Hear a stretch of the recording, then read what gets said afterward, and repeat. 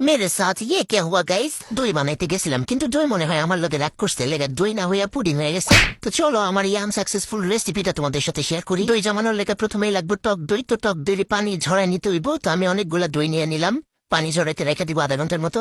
এই দেখো কতটি পানি বেড়েছে। এই পানি সহ যদি তুমি দই জমাইতে যাও জীবনও দই জমবো না, দইয়ের উপরে পানি উঠে যাবো।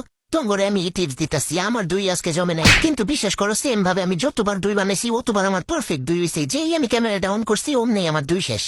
তো 1 কেজি দুধ নিয়ে নিতেছি। এই দুধটারে জাল করে নিতে হইব, অনেকক্ষণ জাল করে নিয়ে ঘন করে নিতে হইব। চুলায় বসে ফুরফুরা মনে আমি দুধটারে জাল করতেছি আর ভাবতেছি আজকে তো সেই একটা দই বানায় তোমাদের সাথে সেই একটা রেসিপি শেয়ার করবো। কিন্তু আমার কপালটা যে এতই খারাপ এটা আমি জানতাম না।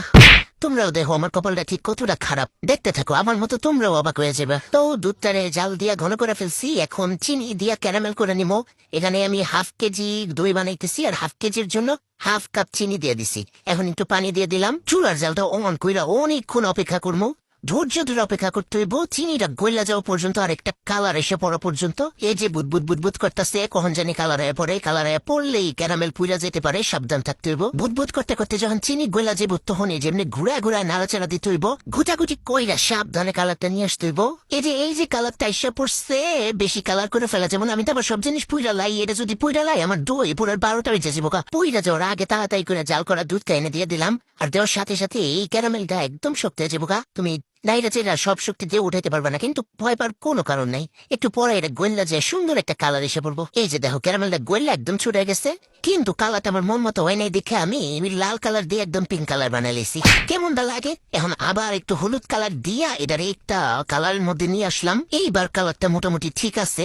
তো জাল হয়ে গেছে, এখন নামাই নিতেছি। আর নামাই একটু ঠান্ডা করে নিতে হইব, আঙুল কিছুক্ষণ চুবাই রাখা যাবো এমন ঠান্ডা করে নিতে হইব। এই যে দেখো দেখানো আমি অনেকক্ষণ আঙুল চুবাই রাখছি, কিন্তু আমার কাছে বেশি গরম লাগতেছে না, তো এইটা ঠিক আছে। এখন যে টক দুইটা পানি জড়ে রাখছিলাম ওই টক দুইটা এটার মধ্যে দিয়া আমার এই বুঝতে আমার হ্যান্ডউইচটা দিয়া ঘুটায় ঘুটায় একদম ভালোভাবে মিশিয়ে নিতে হইব। কোনো দানা থাকা যাবে না, একদম ভালোভাবে মিশিয়ে নিতে হইব। মিশানো শেষ, এখন মাইটা হাড়ির মধ্যে একটু টক দই লাগাই দিয়া দুধটারে ঢাইলে নিতে হইব।